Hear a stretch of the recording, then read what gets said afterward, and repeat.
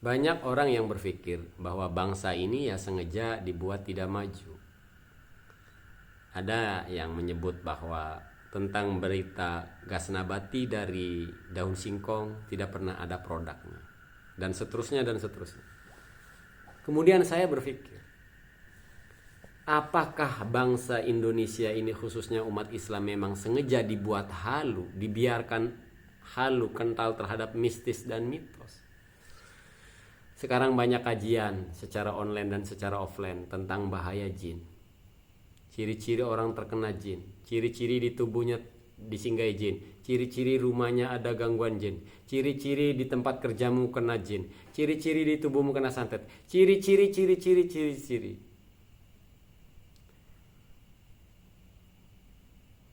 Sebagai teknik marketing, ini marketing yang sangat baik. Teringat ada salah satu film India, judulnya Kris 3. Jadi ada sebuah perusahaan farmasi menyebarkan virus agar bangsa India waktu itu membeli vaksin dari salah satu perusahaan farmasi. Itu film Kris 3 ya. Jadi saya tidak membahas corona atau virus yang lainnya. Saya membahas film Kris 3. Di sebuah negara India ada perusahaan farmasi membuat vaksin dan membuat virus. Virusnya disebarkan agar membeli vaksin. Itu film Kris 3, bisa dicek. Apakah para peruqyah halu seperti itu? Disebarkan ciri-ciri orang kena gangguan jin, ciri-ciri, agar ketika gejala itu ada, masyarakat datang kepada para peruqyah, bukannya malah ke psikolog atau ke psikiater. Pendekatan masyarakat kita kan sekarang seperti itu. Begitu ada gejala, datang ke puskesmas, ke dokter umum, lalu katanya ibu sehat, langsung larinya ke jin. Bahkan ada yang begitu ada gejala langsung datang ke peruqyah halu. Begitu datang ke peruqyah halu langsung didiagnosa, oh ini jin, ini santet dan lain sebagainya. Dasarnya bangsa kita, masyarakat kita memang sudah halu, sudah kental mistis. Jadi ketika dibenarkan bahwa ini gangguan jin dan santet, malah terpuaskan. Inilah yang terjadi ketika haluisme dibiarkan membumi di bumi Nusantara ini. Haluisme saya kira bukan budaya, tapi sebuah ketidakfahaman masyarakat. Ini sebenarnya PR buat anak-anak bangsa untuk melawan khurafat.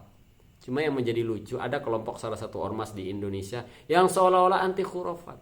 Tapi kata-kata khurafat dan lain sebagainya ini dengan segala singkatannya entah ABC atau TBC itu hanya dilontarkan kepada lain kelompok. Tapi begitu khurafat itu disampaikan, dipasarkan oleh kelompok dari mereka, mereka tidak katakan itu sebagai khurafat.